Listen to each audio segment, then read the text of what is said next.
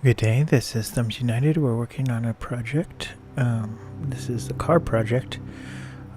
Previously, we edited photos from LA Car Museum, and then we finished up the Detroit Auto Show from 2009, and now we're going to begin with the same Detroit Auto Show.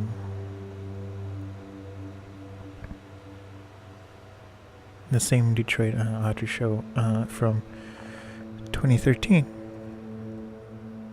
Hold on 1 second.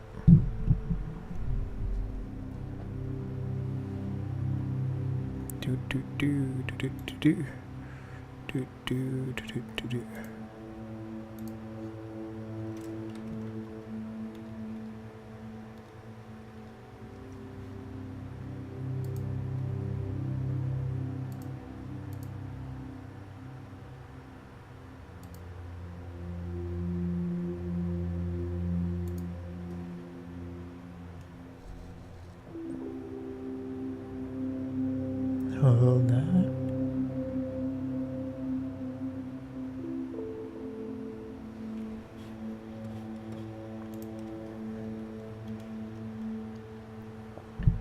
Okay. There we go. I had like a mini panic attack. All of a sudden my auto hosting turned back on and I was like, what? I'm still streaming. I'm still alive. So, we have the 2013 auto show, and we're gonna start off with that. Looks like we're gonna be starting off with the Toyotas, the Scions, and the Lexus. Those are the first ones. But let's get to work.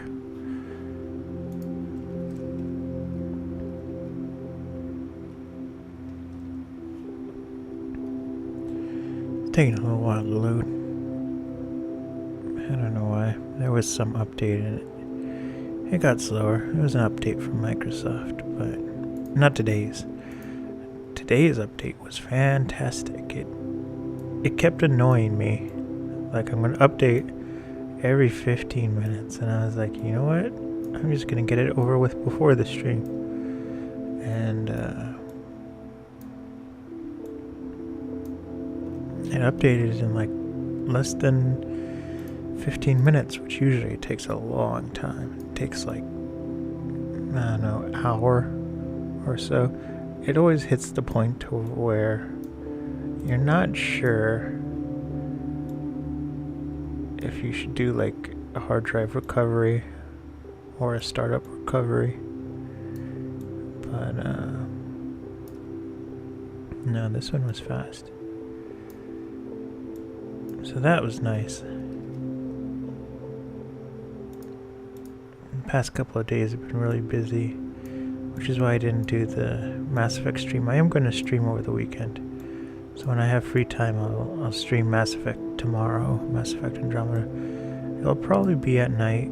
I have a lot of big things planned tomorrow in the day, and luckily they're all in the afternoon. So that's good.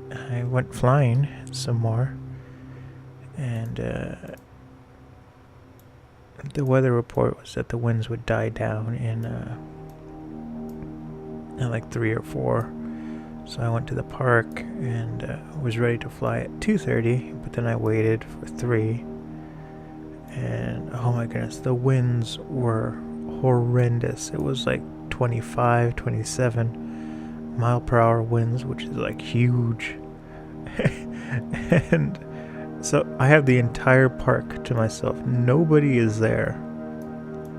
And so I was like, okay, let's see what it feels like to fly the drone in, 25 mile per hour winds.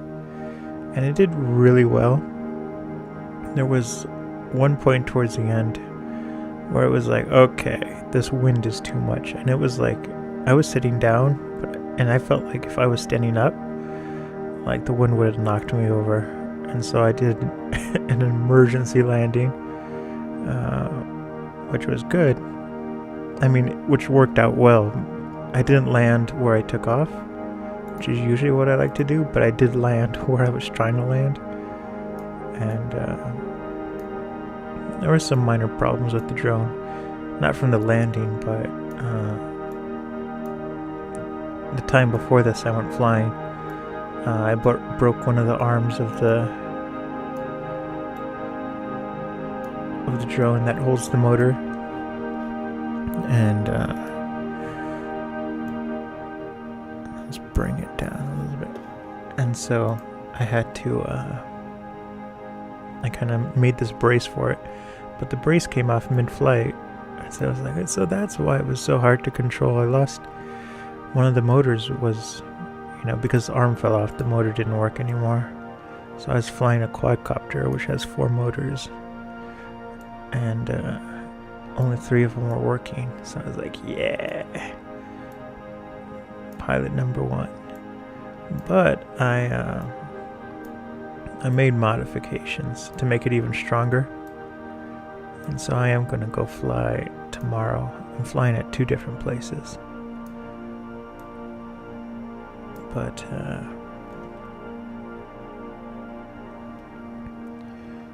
yeah, so that's the plan.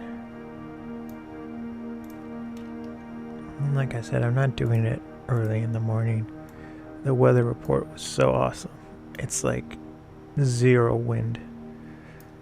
And so I'm testing out a new vehicle. I've flown it before, but I've made some modifications to make it more stable and everything. And it has autopilot now. And it's not like autopilot like you tell it can fly here, fly there. It's just, it's stabilization. So if you let go of the stick, it will automatically fly straight. And everything. It helps flying it if it just helps keep the plane level. And then I made some modifications to the controller, and so like I flick a switch and then it automatically goes to like 40% power, which is nice. Because instead of me having to look at the throttle on the controller or kind of feel it, I can just flick the button and then I know it's at 40%. And the significance of that is, so you take off at full blast with full throttle, but the ESC, the electronic speed controller, if it was a really good one, you could do it the whole time. But you run into issues where the battery would be depleted too fast, or you discharge the battery too fast, and so then it needs to recover to get the electricity flowing again. But so you take off and you can stay at maximum power for like 20 seconds or 30 seconds. So you pretty much go as high up as you can, and then you slow down. And so now I have it set to where I take off for 30 seconds, and then I go to like 50% power. And then I flick the switch again and I go to 40% power. So at 40%, it can fly for 20 minutes.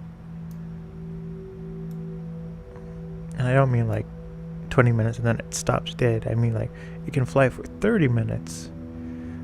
But I set my timer, and then once the 20-minute goes off, then it's like land now. And so I'm really excited for that. And the good thing about this vehicle is that I'm going to be able to shoot content that will be used in 4K video. It's going to be recording in 2.7K, but at 60 frames per second. And so then once all the computational stuff, processing and everything is done, it's going to be upscaled to 4K, but it's also going to be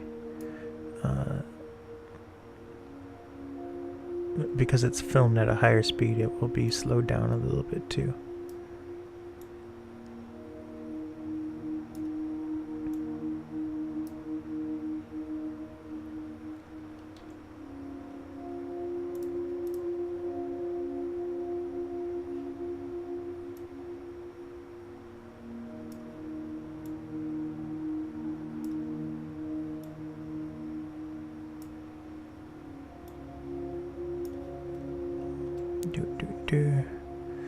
And this one's kind of a big chunk. We have 97 photos to go through.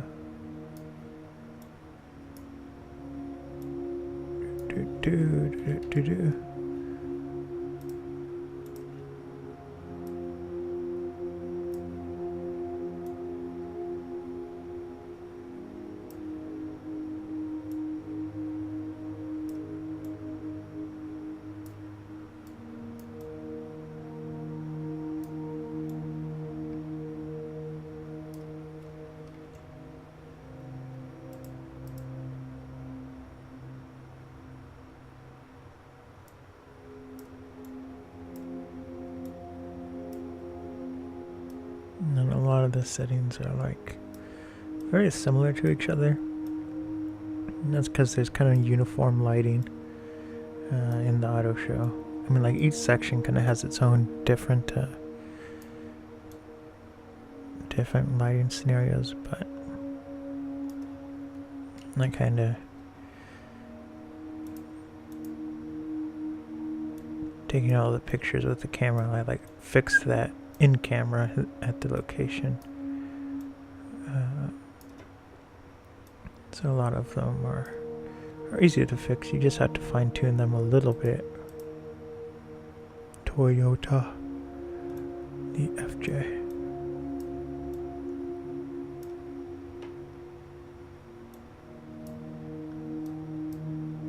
And so I've been editing like crazy.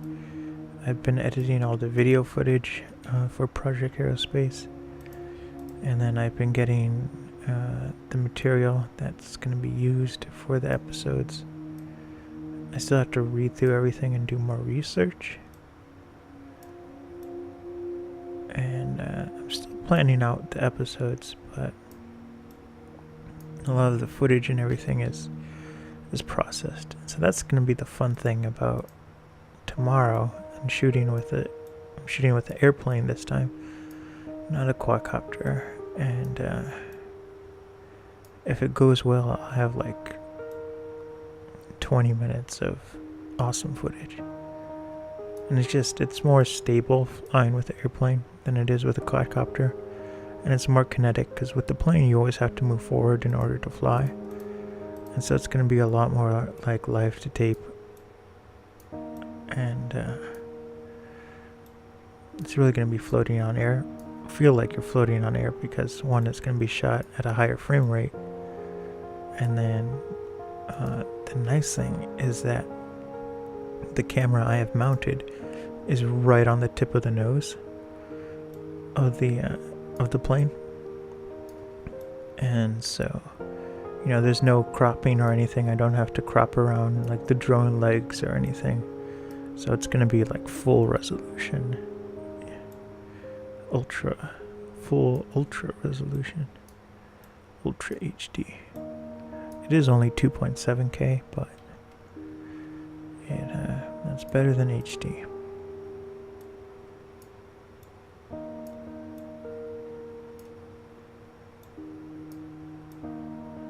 So that's what I'm really excited for today. I drank like 2 cups of coffee at like 7 p.m. And I was having, like yesterday I had this problem where like I went to recharge first I've been having problems with the batteries for my drone, where I would go out to fly, like I would charge them, go out to fly, and they would only fly for like 2 minutes, and then the battery alarm would go off, and I'm like, it was just enough time to fly straight up, and then it was like, okay, I gotta land, and so I did this trick where I took all the batteries, and this was the day before yesterday, and I drained them. Like I just had the quadcopter go on the lowest speed, and I just had it sit there, and the propeller's going, and it took a long time. Like each battery, even though they said they were dead, to drain all the batteries, it took like 40 minutes per battery, which is funny because if I was flying with like going full throttle and then medium and hovering and everything, they last about 6 minutes. But because I had it on only low power, it drained the battery so much slower. And the reason why I wanted to do that is because batteries kind of fluctuate. And so if you pull a lot of power out of the battery, like going full throttle, then like the voltage and the amperage will go down for a while. So once you go full blast, you have to, kind of ease off so that the battery can kind of rebalance itself and the voltage and the amperage will go back up. But if you have it doing a steady, slow power draw, then you deplete it like evenly. And that's healthier for the battery. It's not healthy for the battery to be like you measure. There are several ways to measure the power of a battery. There's the milliamps, which is, or amps, but usually with small batteries it's milliamps. And so it's how many amps you would use in an hour. And so and then there's the voltage, and then there's the current, and the current is how much you can suck at one time out of the battery. And so the bigger the battery, the higher the milliamps, even though it might have the same voltage. So with the higher milliamps, the battery will last longer. And then with the higher current, you can demand that power faster and longer, but it's not good to do that. And so I took the batteries and I just slowly drained them all the way to empty, like really empty.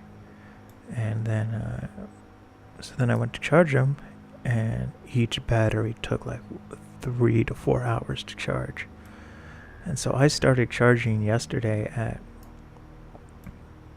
like early, like maybe 10 in the morning, and I only completed charging like 3 batteries, and I think there's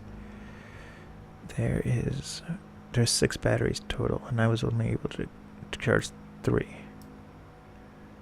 because they were so depleted, and they were like, yeah. And so when you deplete them and then fully charge them, that's the best thing you can do. Like, you should never leave a battery half like empty, but you shouldn't leave a battery fully charged either. Usually depending on the manufacturer, they'll say, okay, if you're going to store the battery for a long amount of time, you should store it usually around like 30% charged. And that will help your battery last longer while in storage.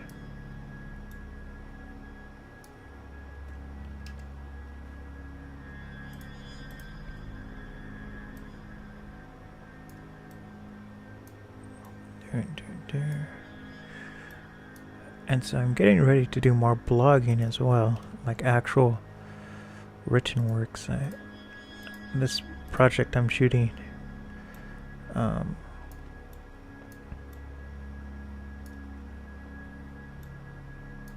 shooting digital 35mm video, and it's going well.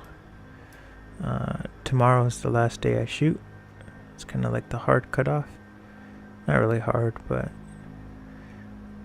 today was actually going to be the last day I shoot video, but I decided to push it back to tomorrow, because what I do is I drone and then I do the videos with the 35mm camera. And one, it's for the exercise. So with the drone, I have to walk half a mile to the place where I can fly, and then I walk back. And then what I do is I take pictures and video along the way back that half mile, and then switch lenses and then come back. And so I walk 2 miles easily. and then I zigzag, so it's a little bit more than 2 miles. But today I did that, and it was so cold and windy. I was just like, I can't. I was just drained. I had a rough time flying and everything. Do.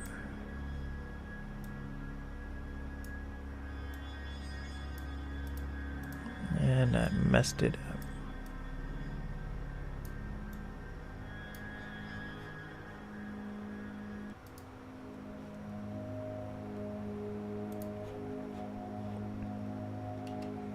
And then the other good thing, and so then the other decision, the reason why I decided to come in early was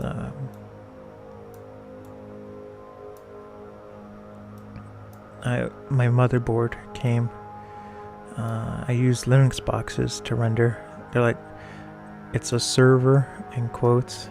They're consumer grade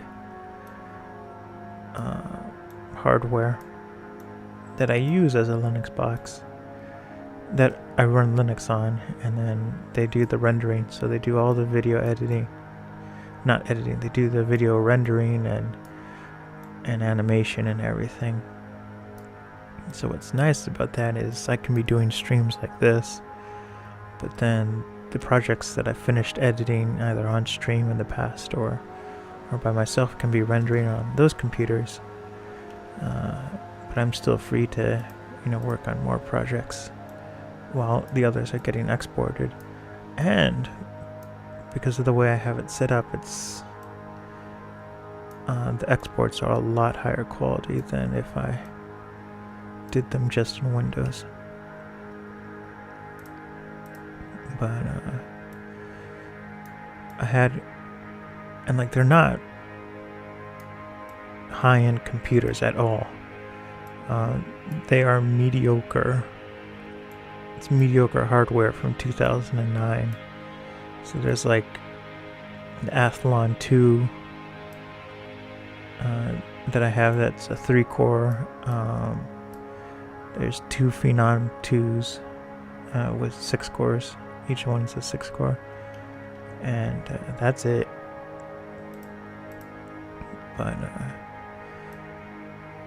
I had a couple extra motherboards from when people donate computers to me. They're like, oh, Lloyd's good with computers, you can have this old one. So I had a couple of extra motherboards. And I was like, I'm going to figure out which ones work, because I had enough parts to build another PC. But so I tried really hard. I tested every configuration for each motherboard. There were 3 of them, and one of them would half boot, but it couldn't get past the BIOS. I mean, it wouldn't even load the BIOS. It would just load the logo of the BIOS. So I gave up, and I looked on Amazon, and I was like, okay, because I needed an extra. Daily animation is coming back, and that's why I'm posting a lot more animation on Thumbs United on Twitter. But and so the first kind of scenes I've rendered, and they took a while. They took about 3 weeks to render, and so this additional Linux box that I built is going to be dedicated to 3D renders. So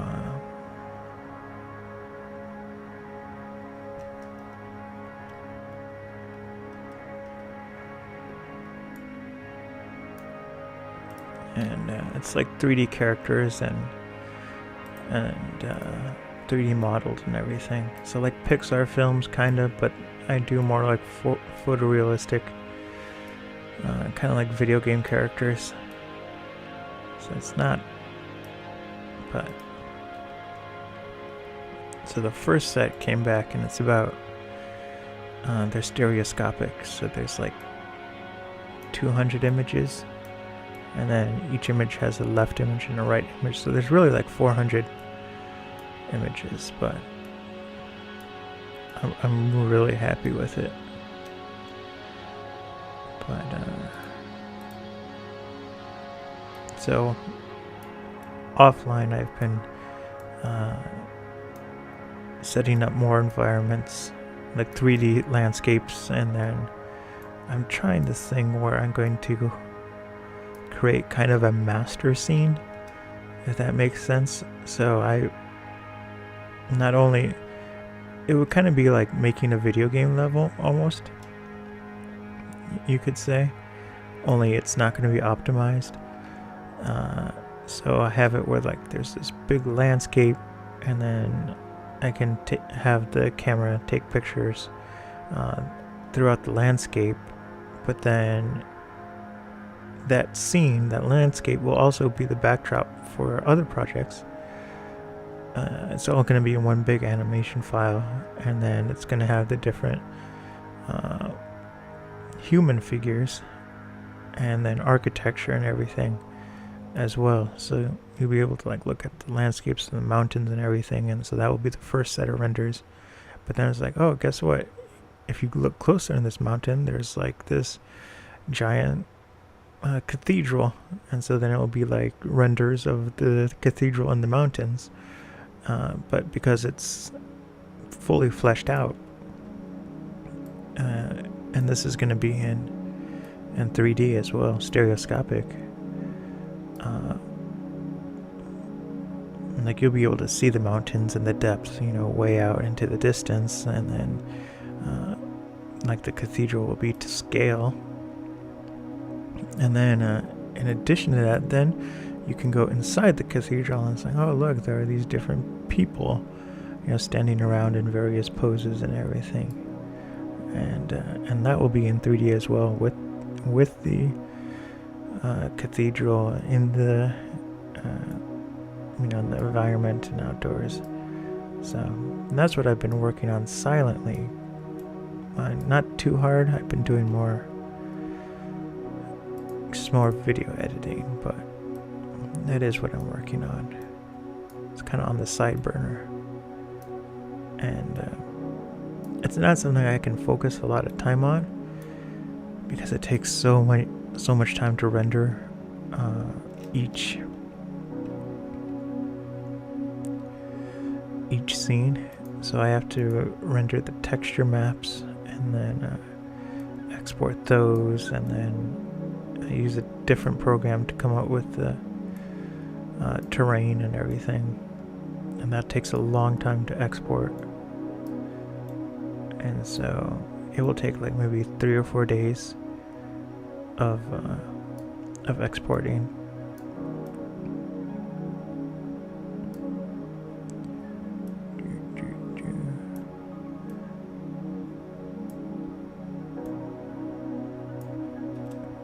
And then like with this Microsoft update, it was like, you need to update now, and I was like, fine, because it will get really annoying where we'll ask you every 15 minutes, want to update? And it's like, no, I'm working. And so I had to quit the render, the export of the terrain, and I'm gonna restart it because it was running for like 7 days and it still didn't complete. That's the thing that kind of sucks with 3D. Oh, with 3D and 3D animation and modeling, is that like even the best programs can often not be reliable.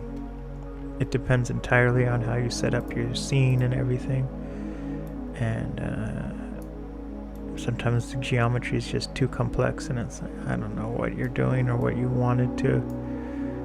goal was in creating this, but I can't render it.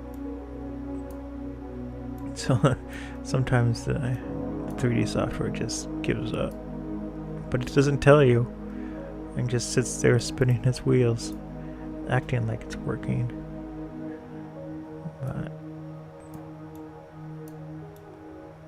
so after this stream, I'm gonna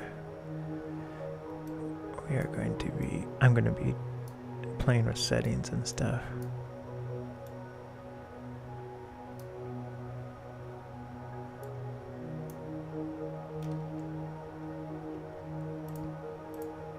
The Fiat.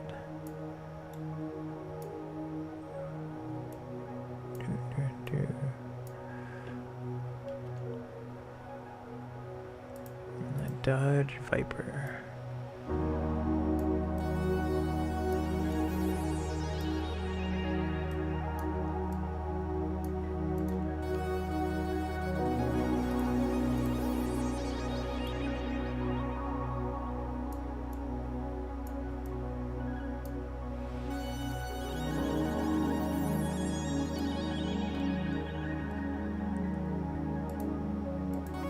A little bit of motion blur to this photo.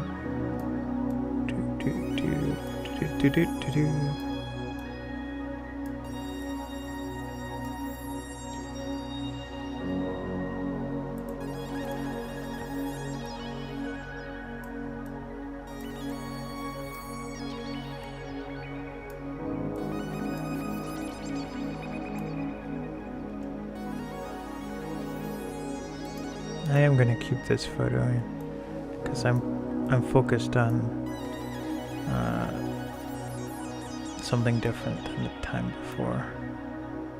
I'm focused on this gray car, not so much the red one.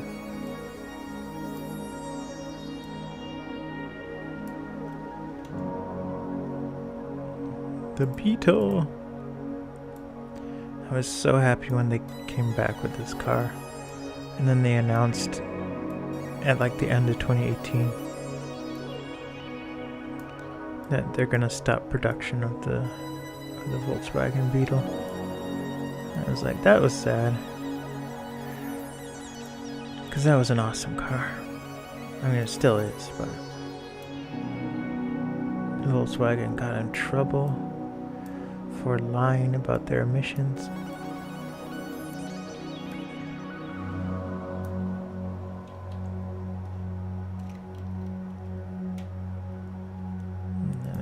Favorite company aside from Porsche, well, and Toyota. Like I'm a big Toyota person, but my kind of favorite one is the Mini Coopers, and that was the last car that I had, and it was fantastic, and it worked really well until the tree fell on it. And that's... the trees will do you in.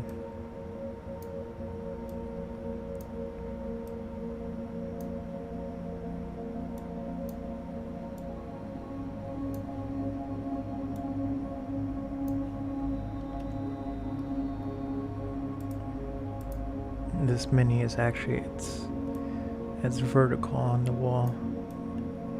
I'm not standing over it, it's just, I'm looking straight at it. I have it going over the crowd.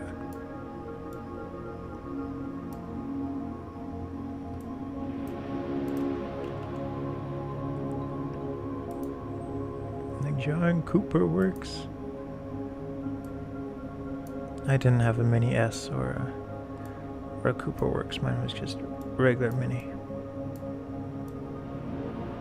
And it was fun to drive. Like, I never sped or anything, but you feel attached to the ground. I felt more stable in the Mini than I felt in a lot of other cars, even the Chevy Tahoe. Like, you'd think you feel really safe in that car. It did not compare to driving the Mini. It just hugs the ground so much better. And it's like really responsive. It's essentially like driving a go-kart with a huge engine, and it just feels unflippable. Like, it can take corners really well, and then it's just a fun car to drive, even not going fast or anything. And then, like I would drive like 68 miles per hour. The speed limit's 70. So I would go 68, and then I would get 39 miles per gallon, which is like fantastic. And then sometimes I'd speed up to like 72 or 75, and you just watch it drop down to like 30 and 28 miles per gallon. But if you find that sweet spot, you get like 40 miles per gallon. So I would drive like to kind of like faraway places and stuff to go take pictures and everything. And I was like, yeah, just used a gallon. And so like the gas, it would take me like, I would get gas maybe once a month, once every 2 months.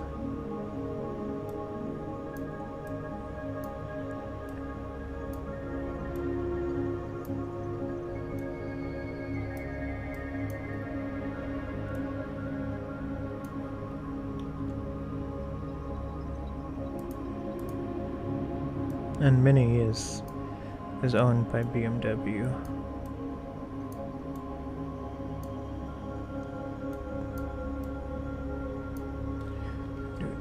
So we're almost done. This is gonna be the only year that we do. I'll probably do another creative stream this Sunday and Monday. Mondays will be earlier in the day though. Monday, I have this pass, not movie pass. I told everyone not to get movie pass, that they were going to horse them, and it wasn't worth your money. And everyone I know who got movie pass, their accounts were never completed, but MoviePass would charge them, but they would never send them their like MoviePass card or anything, and they couldn't log on to their accounts, and it was a horrible thing. And I was like, I told you, you don't really need to go to the movies every week. But that being said, there's this movie theater that every year around the Oscars, they do this bundle where it's like $40, and you get to see all the Oscar nominated movies for Best Picture. It's not all the Oscar nominated films, but it's just the ones that are nominated for Best Picture, and that also includes the short films section. And so starting Monday and throughout the week, I have it scheduled for like every day.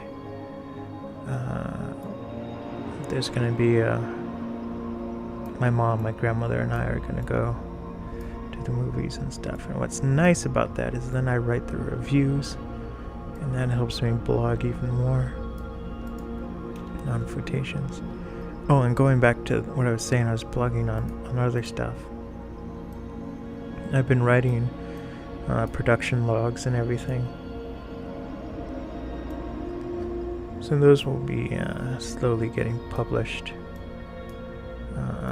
Probably starting next week. I'm trying to make them a little bit more detailed. I mean, like, they're really detailed. But in terms of combining them with the footage and the photography that was taken. So it's more like an article than a log, but I'm just going to be posting it under with the tags of a production log.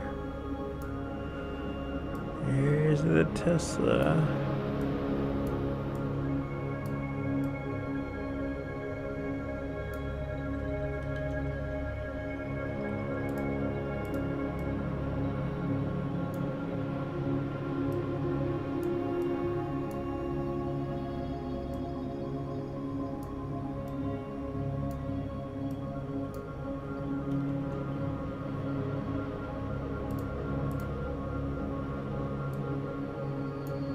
This is not good, a very good photo.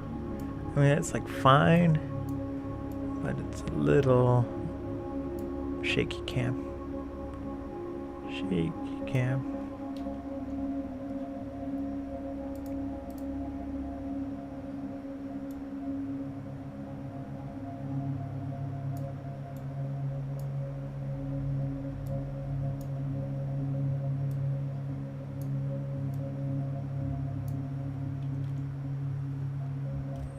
We don't need this kid. And here we go. The Mercedes.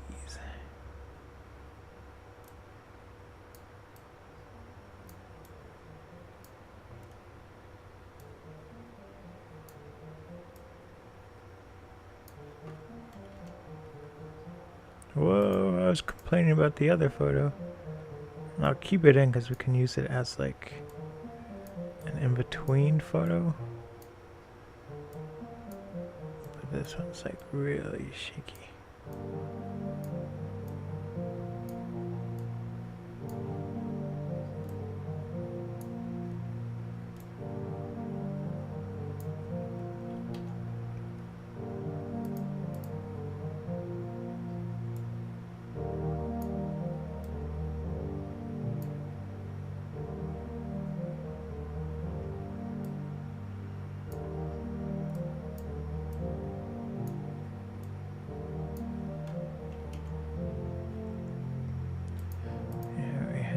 Jaguar.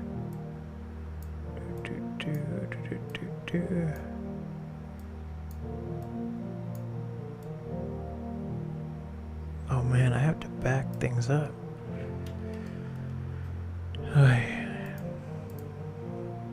The struggle is real. I think my coffee is finally wearing off. I was gonna stay up like really late, which is why I drank it at 7 p.m. But I can't do it. Like all the walking I did, well, not walking, all the hiking I did today, it's just like the coffee can't help that.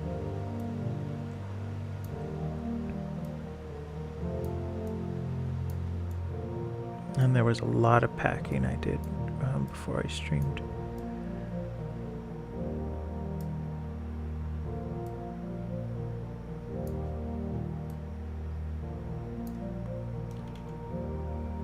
And the reason why I'm doing kind of soft, almost milky darks is because I want it to look more like film and not like digital.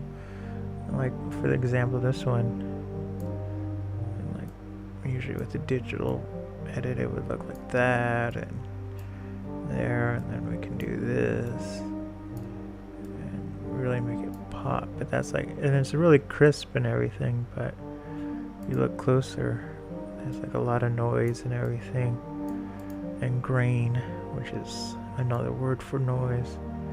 But then you do this and make it softer and bring that down. I mean, I still do use some fill light, and then make the black point higher, and then you go and you look at, like, it's so much smoother and more natural. Like you can see there's a higher range, like you can actually read what the tire says, whereas before if you made it look extremely high contrast and sharp and kind of what is traditionally what people who take digital photos try to get the photos to look like, then it would be the contrast and the dark points would be so high that you wouldn't be able to get that detail out of the darkness. And that's the nice thing about working with film. These are digital photographs, but working with film, there's a huge range that you can get. And what I do is a lot of times I'll shoot on film, but then I scan it at like ridiculous resolutions, and I use uncompressed TIFF. So that's essentially like the raw version of scanning.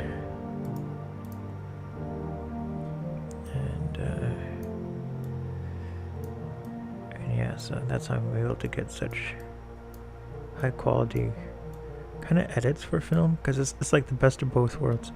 You scan the negative and then you get the huge range that the negative was able to capture, but then you get to edit it in like Photoshop and Lightroom, and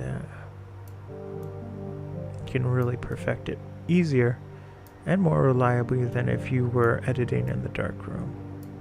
You're still using film, but kind of augmenting it with digital techniques. But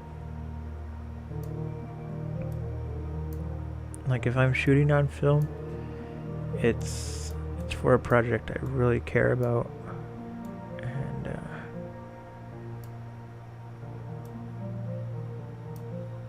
because it's a lot of fun, but it takes a lot of time. Like if I'm just kind of off the top of my head, like every photo I take on film, there's probably 2.5 or 3 hours for each photo of processing that has to be done. I have to scan it, then I have to remove any dust and glitches from the scanner, and by glitches I just mean like dust, or maybe there's a smudge on the scanner window, and then I edit them in Lightroom, and then that's a huge process.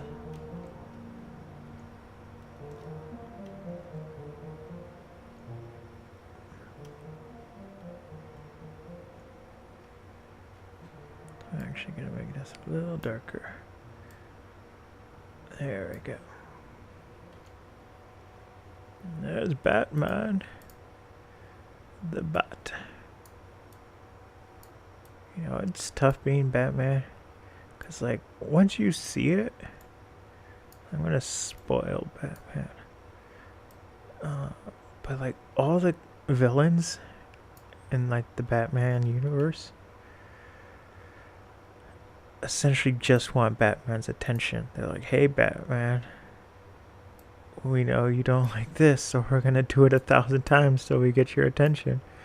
And it's just like, that was the thing with Arkham Knight. When I was playing it, it's just like, it's tiring to be Batman. I mean, Batman is essentially like, he's like the mom of all these villains. He's like, go to your room, you're being obnoxious, and telling them, you know, he's like the boss. And like the Joker and everyone, they just want that extra attention, and Batman gives it to him every time. Okay, so that was it. We got through 91 photographs in 52 minutes. So that's pretty good. And I am getting tired, so I will be streaming tomorrow, probably in the evening, sometime between 9 and 11 p.m. We are going to be doing the Mass Effect run through. It's not a run through. It's we are going to play that game to death. I'm pretty much every time I get a side mission, I'm trying to complete it. I am in no hurry to get through the story. The story is good. It's just I really want to explore more of Mass Effect Andromeda, because it's a huge game, huge, and I have a lot of fun with it. Mass Effect in general really reminds me a lot of Star Trek, where it's a game where you can very comfortably